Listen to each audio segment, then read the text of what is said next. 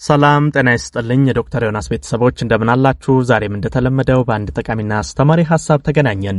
በዛሬ ፕሮግራሜ ከእንቅልፍ ጦት ጋር ተያይዞ ነው ያሉ መሰረታዊ ሐሳቦችን የምናየው። በተለይ የእንቅልፍ ጦት ብዙዎቻችሁ የምትቸገሩበት ነገር እንደሆነ አውቃለሁ። በብዙ ነገሮች ምትጠይቁኝ ያላችሁ የእንቅልፍ ጦት አለብኝ፣ ምን ላድርግ፣ እንቅልፍ ጦት አስቸገረኝ፣ እንዲህ አይነት ነገሮች ምትጠይቁኝ ያላችሁ። በተለይ ዛሬ በጣም ቀላል በጣም ውጤታማ የሆነ ይሄ አሁንም ነገራችሁን ዘዴ ተጠቅማችሁ ልክ እንደ ህፃን ልጅ ለሽ ብላችሁ መተኛት ትችላላችሁ።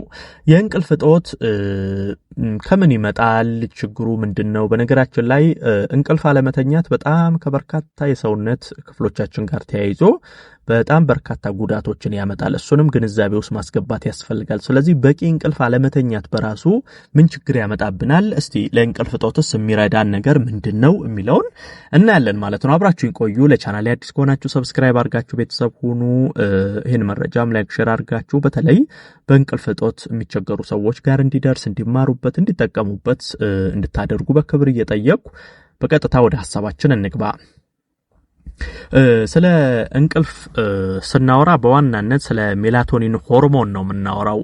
የሜላቶኒን ሆርሞን እንግዲህ እንቅልፍ እንድንተኛ የሚያደርገን የሆርሞን አይነት ዋናው እሱ ነው። በቂ እንቅልፍ በነገራችን ላይ ሰውነታችን የማያገኝ ከሆነ በጣም ለበርካታ ችግሮች እንጋለጣለን። ለልብ ህመም፣ ለኩላሊት፣ ከስኳር ህመሞች ጋር ከደም ግፊት ጋር ተያይዞ እስከ ስትሮክ ደረጃ የሚደርስ ጉዳቶችን በሰውነታችን ላይ ልናመጣ እንችላለን። ምክንያቱም በቂ እንቅልፍ ሰውነት ካላገኘ እነዚህ ሁሉ የሰውነት ክፍሎች ስራቸውን በአግባቡ መስራት አይችሉም። ሰውነታችን ራሱን የሚያድስበት ራሱን ከተለያዩ ነገሮች የሚጠብቅበት ጊዜ ይፈልጋል። እንቅልፍ ታዲያ ዋና መሰረታዊ ነገር ነው። ይሄ አካላዊ ብቻ ሳይሆን ስነ ልቦናዊም በጣም በርካታ ጉዳቶችን ያመጣል።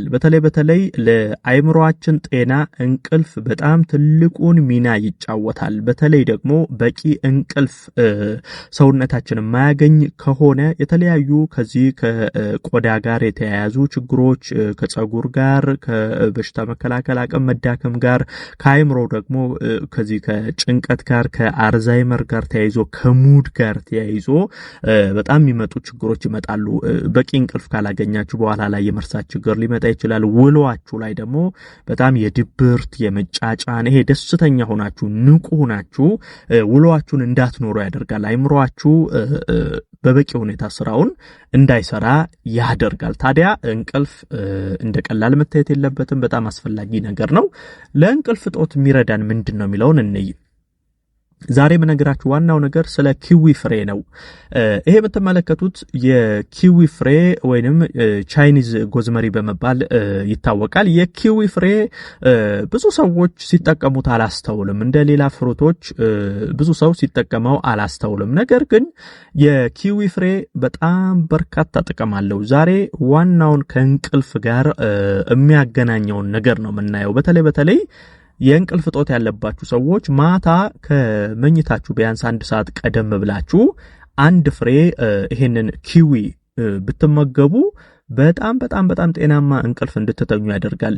ይሄን የሚያደርገው ለምንድነው? በውስጡ በጣም ከፍተኛ ሴሪቶኒን አለ። ይሄ ሴሪቶኒን የምንለው የሆርሞን አይነት ነው። ታዲያ ሰውነታችን ውስጥ ልክ እንደ መልእክት አስተላላፊነት ያገለግልልናል። ይሄ የሴሪቶኒን የሆርሞን አይነት ማለት ነው።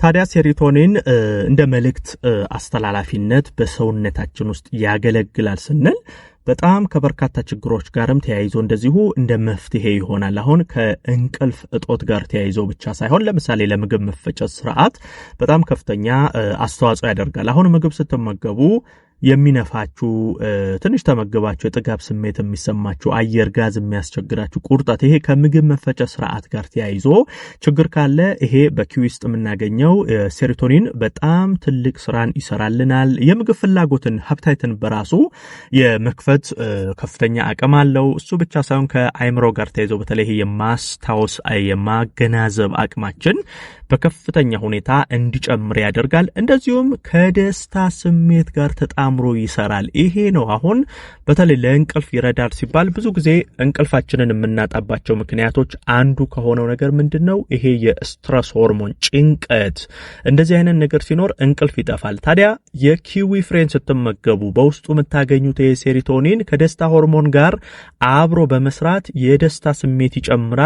የስትረስ የጭንቀት ሆርሞን እንዲቀንስ ያደርግልናል። በዚህ ጊዜ አይምሮአችሁ ነፃ እንዲሆን ሰላም እንዲሆንና ጤናማ እንቅልፍ እንድትተኙ ያደርጋል። በነገራችን ላይ ይሄ ሴሮቶኒን በጣም አስፈላጊ ነገር ነው። ለምሳሌ ዝቅተኛ የሴሮቶኒን ሆርሞን ሰውነታችን ላይ በሚኖርበት ጊዜ ከስነ አእምሮ ጋር በተለይ ተያይዞ ይሄ ከሙድ ጋር የሐዘን ስሜት ውስጥ በጣም እንገባለን፣ ብስጩ እንሆናለን፣ ቁጡ እንሆናለን፣ ጭንቀት ውስጥ እንገባለን። ሴሮቶኒን ሆርሞን ምንጊዜም ሰውነታችን ላይ የደስታ ሆርሞን እንዲመነጭ ትልቅ እገዛን ያደርጋል። ይሄ ሆርሞን ሲቀንስ እናንተ ምክንያቱን ሳታውቁት በጣም የመበሳጨት፣ የመናደድ፣ ቁጡ የመሆን፣ ማታውቁት ጭንቀት ውስጥ መግባት፣ እንደዚህ አይነት ነገር በዋናነት እንዲፈጠርባችሁ ያደርጋል። ዲፕሬሽን ውስጥ እንድትገቡ የማድረግ ስራን ይሰራልና ይሄ ሴሮቶኒን ከእንቅልፍ ጋር ብቻ ሳይሆን ከበርካታ ነገሮች ጋር ስለሚያያዝ አስፈላጊ ነው። ታዲያ ለእንቅልፍ ጦትም ይሄ ኪዊ ፍሬን ብትመገቡ ከዚህ ጋር ተያይዞ የሚፈጠሩ ችግሮችን ይቀርፍላችኋል።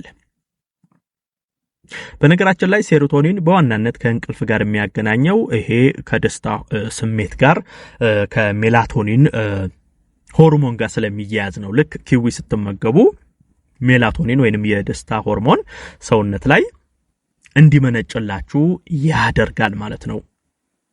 አጠቃቀሙን ስንመለከት በዋናነት ከመተኛታችሁ በፊት መመገብ ነው። እንግዲህ ምን ጊዜም ለእንቅልፍ የምትፈልጉት ከሆነ ነው። ይሄ ሌሎቹን ጠቀሜታዎች ለማግኘት ከሆነ ቀንም ላይ ከምሳ በኋላ መመገብ ትችላላችሁ። ግን በተለይ የእንቅልፍ ጦትን ለመቅረፍ ማታ ከመተኛት 1 ሰዓት ቀደም ብላችሁ 1 ፍሬ ወይንም 2 ፍሬ መመገብ ትችላላችሁ። እንደ ፍላጎታችሁ 1 ወይንም 2 የኪዊ ፍሬ ብትመገቡ፣ እንደዚሁም ደግሞ በጁስ መልክም መጠቀም ትችላላችሁ። በነገራችን ላይ ፍሬውን ብቻ መመገብ ሳይሆን በጁስ መልክም እንደዚሁ እየፈጫችሁ ኪዊን በጁስ መልክ መውሰድ፣ እነዚህ ነገሮች የእንቅልፍ ጦትን በከፍተኛ ሁኔታ ይቀርፍላችኋል። ሌሎችንም የኪዊ ጥቅሞችን እንድታገኙ ያደርጋል ማለት ነው። እንዳልኳችሁ በተለይ ኪዊ እኔ ብዙ ሰው ሲጠቀመው አላስተውልም ይመስለኛል።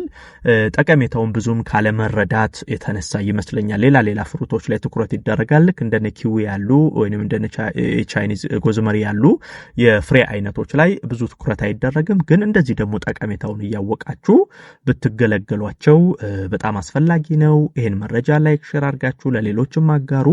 ለቤት አዲስ የሆናችሁም ቻናሌን ሰብስክራይብ አድርጋችሁ ቤተሰብ ሁኑ። የዛሬን በዚሁ አበቃው። በቀጣይ ቀን በሌላ ጠቃሚና አስተማሪ ሐሳብ ዳግም የምንገናኝ ይሆናል። እስከዛው በያላችሁበት መልካም ጊዜ